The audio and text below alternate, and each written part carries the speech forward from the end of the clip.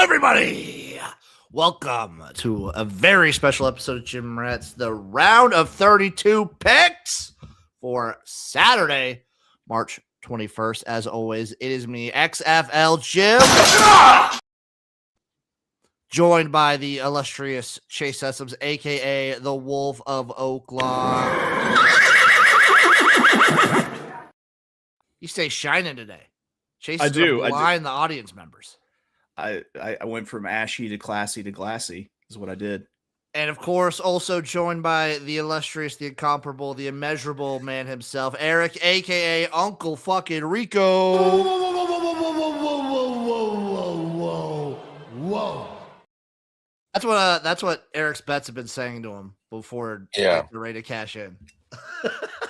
It's true. We heard it. I had a great first day. I had a terrible second day. I knew whenever Otega Owe hit that half-court shot to basically kill Santa Clara that it was going to be a bad day for me. But also, I think I was seeing some stuff that near the end, the Santa Clara coach was trying to call a timeout that didn't.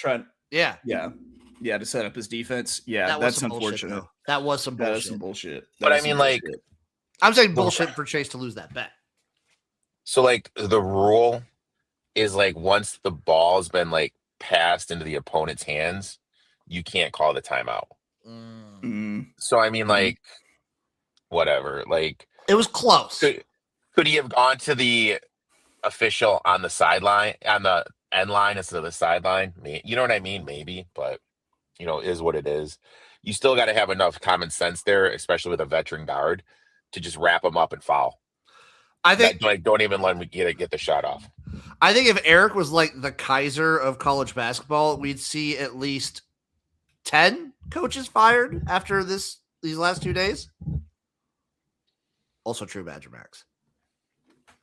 I think Erik in like the group chat was saying I think there was at least 3 to 4 coaches that he like these coaches like game management and everything like that is just so critical, especially with these dogs. Like the I get Claxton wanting to have timeouts at the end of the game, but mentally for fucking Hofstra to have the lead going into halftime, like mentally those kids can't blow a 10-point lead and be down going into half. You needed to manage that momentum a million times better than what he did. I think colleges should consult with Erik just to be a momentum manager. Yeah. We've heard of GMs. Now we get an MM. Congratulations, Chase, for just absolutely killing it overall this opening weekend, especially Thursday. And then congratulations to everyone who made it past the first round.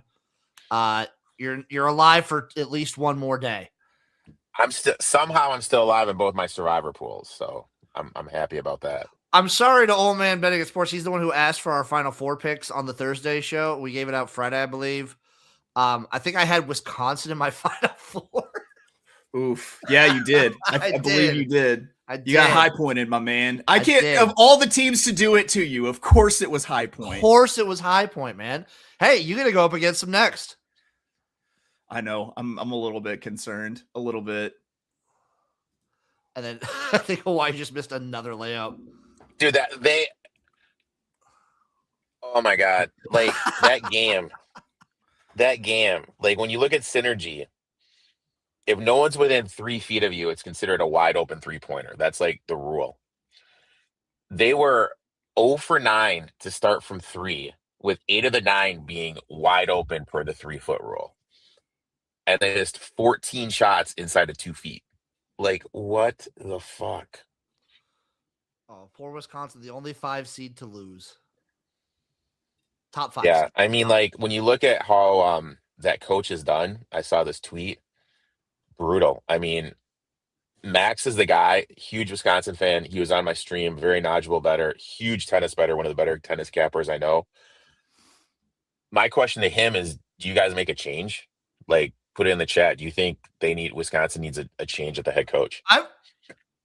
I've heard from some people that they were not expecting to be this good from what the start of the year looked like. Mm-hmm. I feel like they kind of came on a little bit later because it wasn't Wisconsin starting the season, like going into the new year. I didn't know if they were even a tournament team. Yeah. So I don't know. I'm not plugged in. Any other thoughts on the opening round? Obviously, I was super happy. There were real tears shed in my office when Nebraska won their first tournament game. That is amazing. That is super. I mean, one, it's amazing that you had never won a tournament game. Absolutely before, insane. But it's amazing to get that win. The radio announcer, Ken Pavelka for Nebraska, he had been announcing them since like the 70s, since 1974. He's been calling their games. And it took him this long. Yeah, dude. My parents didn't even know each other in 1974. He's been calling Nebraska basketball since like 1974. And he finally gets his first win. I'm not sure my parents knew each other in 1974 either, Uncle Rico. Were Jim's parents even alive in 1974? My parents were alive. They were just like they were alive. They were just, probably middle school or elementary school or something. You boys ready to get picks? Let's get after it. Bangers today. St. Louis versus Michigan to start us off. The Wolverines are 12.5-point favorites. The total is 161.5 plus 600 on the money line.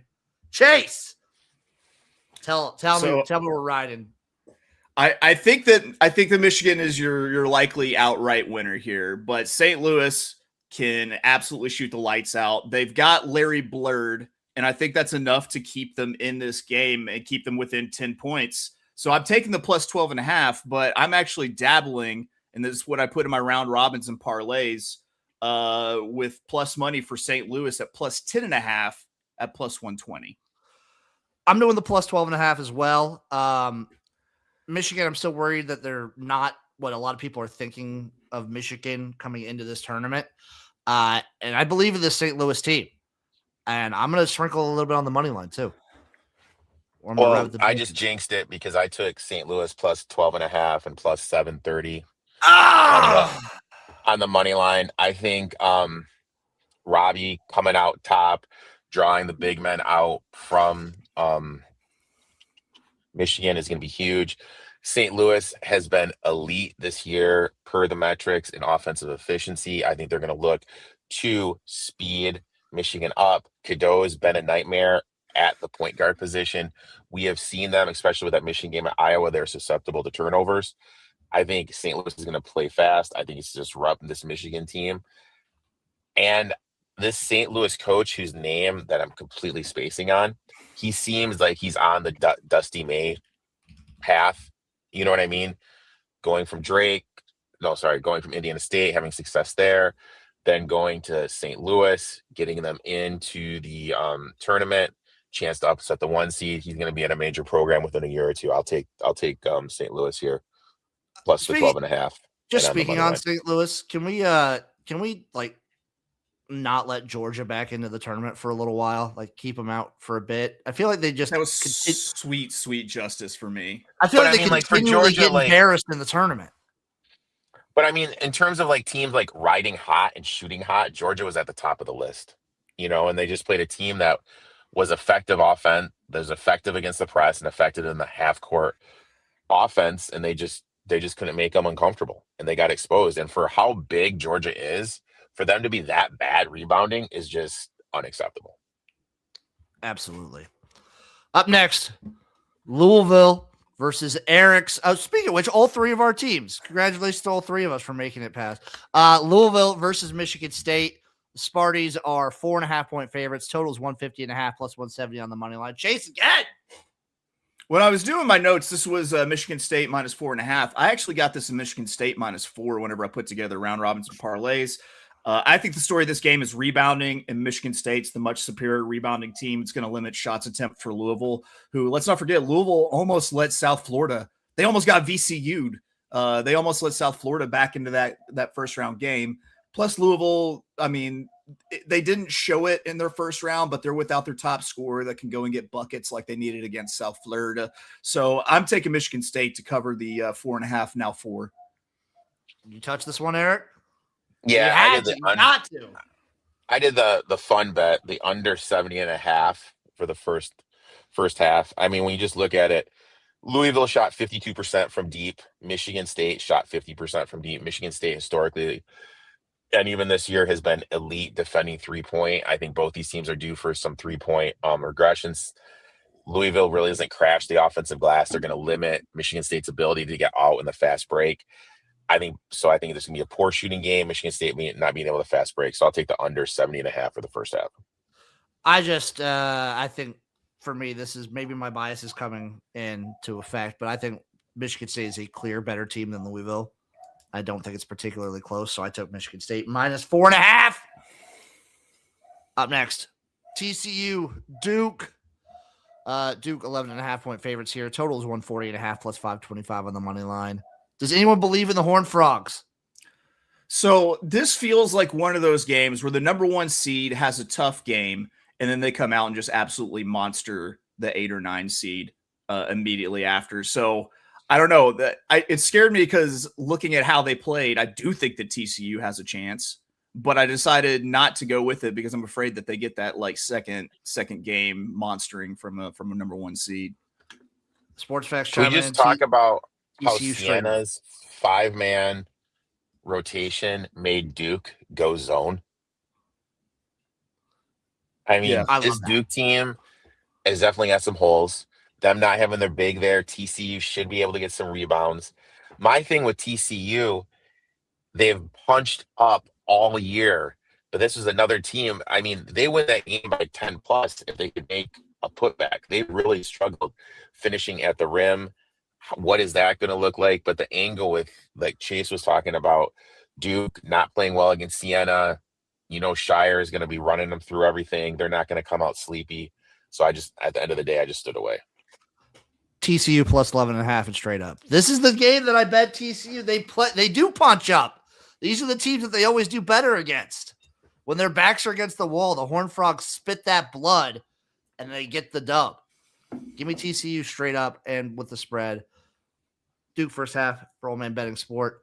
Sports Facts chiming in with TCU straight up. Please let it happen. Also, Eric, I thought you would shout out Siena's coach for only playing 5 players the entire game. That's what you got to do, man. Disrespect, dude. I think I looked up as like injury and like sickness, so his starting bench was it. Yeah, like everyone's out. Like one guy's Chandler's suspended, and they have 2 other guys hurt, so they had did what they had to do. And if I could take a prop bet that McNamara from Siena is going to be the new Syracuse head coach like next week, I would take it 100%. Free money. Yeah, it's either him or oh my God, the South Florida coach. He'll probably go to Providence though. Yeah.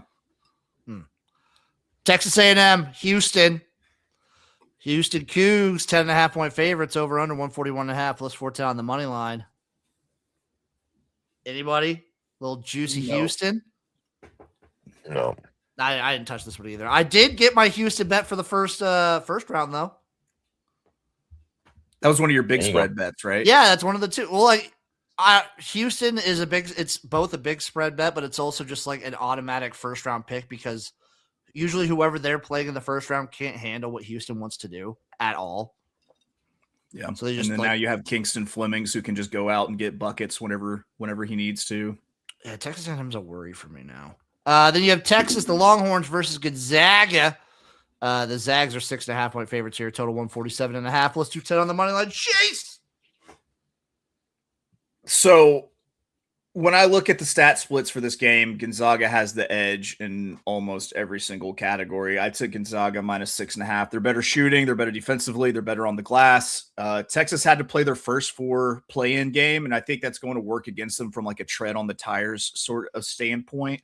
So I'm going to go ahead and take the Zags to cover at 6.5, which is another one where we had the 6 and a hook, and it bumped down to 6 whenever I took it. So I'm not sure. Shop around, see if you can get it at 6 or 6. 6 if you like it. So that's my play. 6.5 Gonzaga. Go ahead, Eric.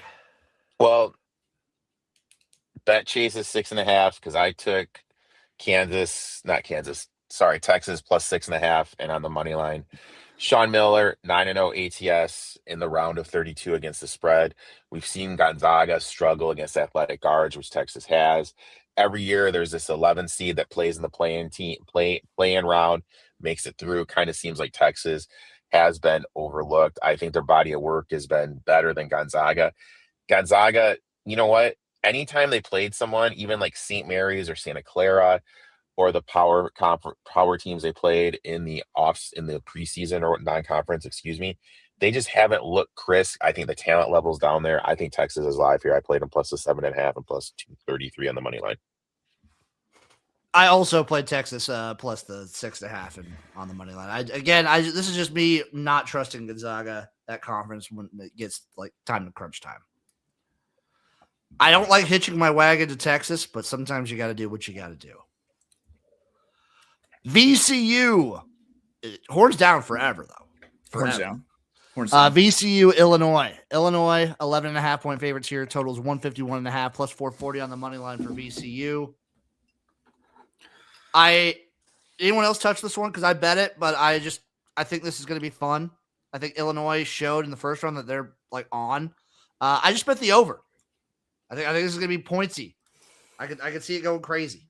Did you just make a new term? Pointsy. Pointsy. No, Eric, pointsy's been a thing for a while. Pointsy. It's like it's gonna be pointsy. Oh, we should do we should have a goatsy image for a thumbnail sometime. That's like our heads popping out. Oh God. Eric knows what goatsy is. Up next, Vanderbilt at Nebraska, late night game. Vandy dipped down. They opened at 2.5, I think, but they're 1.5 point favorite now. Totals 146.5 plus 105 on the money line for my Cornhuskers. Chase. So this is a vibe-based play, and that vibe is that essentially this is a home game for Nebraska. Big Red traveled extremely well. Better than I even thought. Yeah, and so making them a home team makes this easy for me because it makes it a system play. You got a home dog within a 3-point spread. Fire at the money line whenever it's plus money. So I'm taking Nebraska on the money line plus 110. Eric, you touched this one at all? Yeah, I did 2 bets here. My first bet is I did Sanford under 18.5 total points. Kid was electric. Sorry, go ahead. He can't be that hot again. Yeah, I mean, what was he, 5 for 7? He did have a stretch in January. We went 1, 2, 3, 4, 5 games in a row where he scored over 20. But after that, anytime he broke 20 points, his next game was under this 18.5 point total. Everyone knows the key to stopping Nebraska is taking him out of it. I think Vanderbilt defensively with the schemes that the coaches does, the zones, the pressing, the trapping, I think they're going to be able to do that. Also, I like this Vandy team. I think they got the better guards. I think they're going to be able to knock down shots because what Nebraska does is they let you take threes. Vanderbilt is a good 3-point shooting team, and they have the advantage on the glass. So I took Vandy. I got them at minus 1.5. If we're doing okay, so if we're gonna go say Price Stanford, whatever his total was, I might go Rink Mast over 15 points. Because like usually if you take away Price Stanford, Rink is the next guy to try and open up. So this is what's going to happen in the game. Stanford will make a 75-footer off the glass, so that way I lose my Vanderbilt minus 1.5, and will push his total over 19. So that's when my call is going to happen in the game. Adrimax chiming in Vandy by double digits. What's their I forget Vanderbilt's size, because that's like the big issue with Nebraska is they don't do great against size. They let you shoot threes, but they usually also try and keep up with you, and they're pretty good about that. Vanderbilt isn't that big. I mean, they've got Okereke, who's probably, I don't know, Eric, would you consider Okereke Vandy's big? Yeah. I would also, I mean, this is also the emotional letdown potential for Nebraska is there. That's the flip side of my vibe play, was that they've already dumped the Gatorade with their one tournament win. But who knows? Maybe they're either like now emotionally exhausted or they're playing loose and free. So anything can happen. And to Chase's point, it is a home game basically. Last game, High Point, Arkansas Razorbacks 11.5-point favorites. Total 169.5 plus 525 on the money line. Before you go, Chase, I just want to mention I did have a bet in this game. That's also just the over. I think I'm just gonna be betting Arkansas overs as long as they're in the tournament forever. That's fair. So system play, woo goddamn pig, Sweet 16 bound, bitches. Here's the deal: is last game we only had a 6-man rotation because Nick Pringle was injured. He's supposedly back. That gives just another man on the bench to spell the front court. Even though Malik Ewan had a fucking great game against Hawaii. Yeah, Hawaii missed some open shots, but we dunked everything. Like, it's hard to stop whenever you just have your elbow in the rim almost every single trip down the court. Will this game be tougher? Yes, but I'm gonna go ahead and be a dirty homer and say Arkansas minus the 11.5 here. Any bet in this one, Eric? Yeah. I don't know how to pronounce this guy. How do you pronounce your center's name, number 7? Oh, Trevin Brazil. Brazil. Yeah, I just took Brazil over 1.5 threes. Coming off a bad shooting day, he was 1 for 7. He's obviously due for some shooting regression. Looking at his total, went over this 1, 2, 3. So he's going to get open looks. High point allows you to open threes. This is going to be an up and down game. I like him to go over the total of 1.5 made threes. I just as an aside, I do like that high points, like that one weird star kid that they got made his first 2-point field goal of the season against Wisconsin. Did you guys see I love that. They have a class that teaches you how to sit next to an executive if you're on a plane with them. Eric, they have a class that teaches you how to go to a steak dinner. What's this? Dude, I would have failed. It ain't low point. It ain't low point. It ain't low point. I saw this video on YouTube with it. It's just absolutely fucking absurd. They have a free ice cream truck that drives around campus to give out ice cream to students. It's not a real school. I love High Point. This is so tough on me right now. It's not real. I'm just letting you guys know that my school had a 48 hours investigation when I was there because we had so many alcohol related deaths. That's the school I went to. Yeah. Do you want to know? Meanwhile, High Point is essentially just Greendale Community College from the show Community. I was gonna say, do you want to know the cost for High Point? How much? It's about $67,000 a year. 67? Yeah, $67,000 a year to go to High Point. How much does college cost these days? That sounds like a lot. It's a decent amount. 4-year degree from High Point will run you about $260,000+. I'd rather go to Greendale Community College. I don't know what most universities are, but that's pretty crazy. Shout out Frozo. Frozo! Any other thoughts on either the opening days or the coming today? And we'll be back tomorrow, by the way. We'll be back tomorrow morning to give you the Sunday picks. I've just been enjoying this tournament. We may have a special guest tomorrow morning too. Woo! Maybe. Little tease. Little tease. Yeah. Little tease. Maybe. I don't Unconfirmed know. special guest. I'm kind of worried that now from this point of the tournament on, it's going to start getting chalky. It's going to be, the big teams kind of holding it down. We'll see. I could be wrong. I was definitely wrong yesterday. Chase, what if we just never lose? If we just never lose, sign me up. What about best case scenario for the show is an all Jim Rats Final Four? That would be amazing. It's possible. I'm not saying it's probable or even remotely likely, but it is possible. It is possible. For an all Jim Rats Final Four. Can we talk about how UConn had 2 players out yesterday and it came out so late in the day? You know what I mean? They had two guys out and no one knew about it. Hurley keeps things close to the chest. Yeah. Except for when he's yelling at refs where he lets everything off of his chest. I feel like that's a pastime for him. That's like a hobby. That's something he just enjoys doing. I feel so bad for the refs. For the refs that have to do the Hurley Cronin game. Those guys are going to get bitched at like no other, and it's going to be fucking hilarious. I saw that meme of like the Popeyes employee sitting on the bench with her head in her hands. That was Oh, like yeah. the refs during a Mick Cronin Dan Hurley game. It's gonna be great. It's gonna be great. So just, you know what to do, folks. Get your TV up, plop your ass down, watch a shitload of basketball today. Enjoy yourself. Let's win some bets. Follow this guy at Of Oaklawn. Follow that guy at eTop21 Sports. Follow me at XFL Jim. There's a lot going on right now.